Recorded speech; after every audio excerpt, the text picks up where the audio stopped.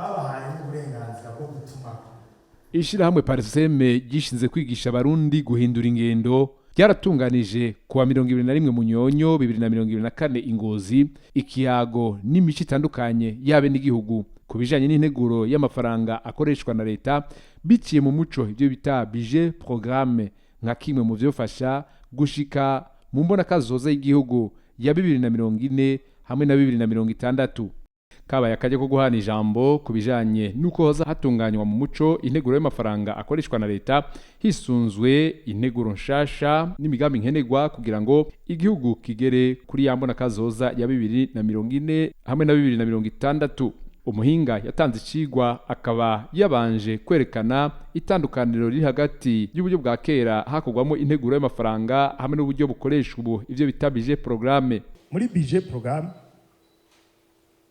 integuro iba mu myaka irenga umwe no kuvuga ico bita budgetation pluriannuelle.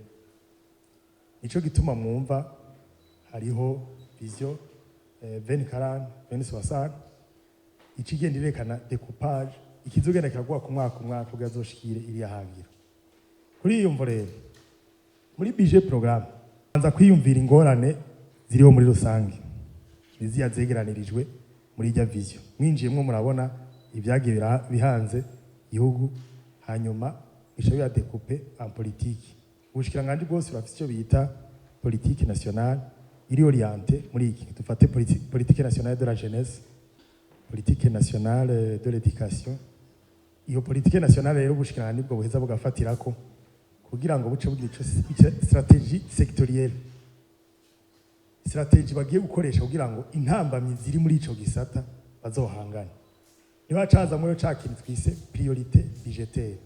Uwari yaserukiye ishirahamwe Parseme afatiye ku ntererano yari yashikirijwe n'umwe mu bitavye ico kiyago yavuga ku kibazo kijanye n'abakaririza ubwenge mu nyuma bagahindurirwa amabanga yashikirije ko igihe c'amatora akurikirana igihugu kige kwinjiramwo cozo kwitwararikwa cyane kugira ngo n'iyindi migambi y'igihugu ibandanye.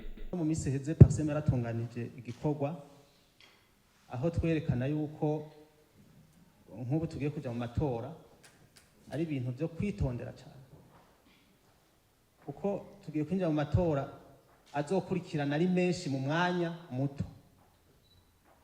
Hariho amatora ategekanije mu 2025 ayandi azoca mu 2027 ayandi abe mu 2030 ayandi abe mu 2034 ayandi aca mu 2035 twe turagejeje bisigura ngo tugiye kumara imyaka 10 turi muri logique y'amatora.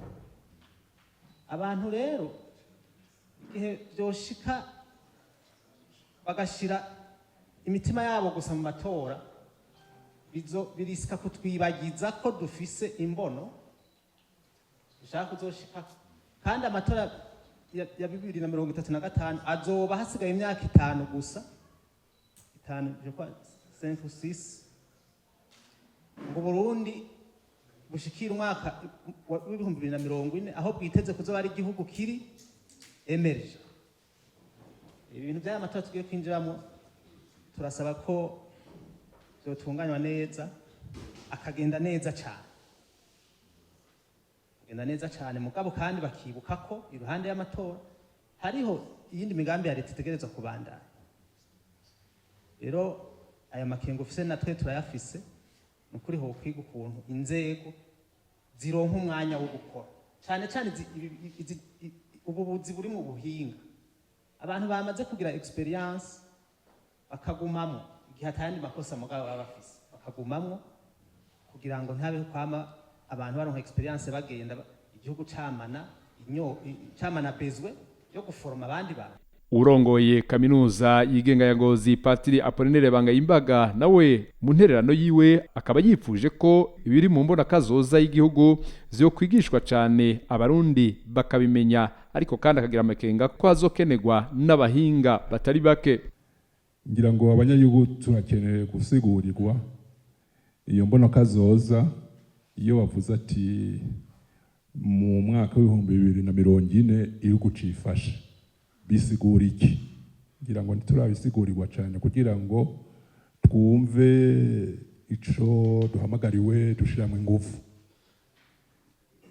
Aho rero siniwe ndavuga ngo umwaka w'ibihumbi 2060 igihugu giteye imbere risigura iki. Kugira ngo dushike kuri iyo mbono, intambamyi dufise uno munsi canke muri iyo myaka 16 tuza kurengera ni nkizi. Je ndiko ndabona nk'intambamyi y'abahinga. Ubu turabafise bikwiye.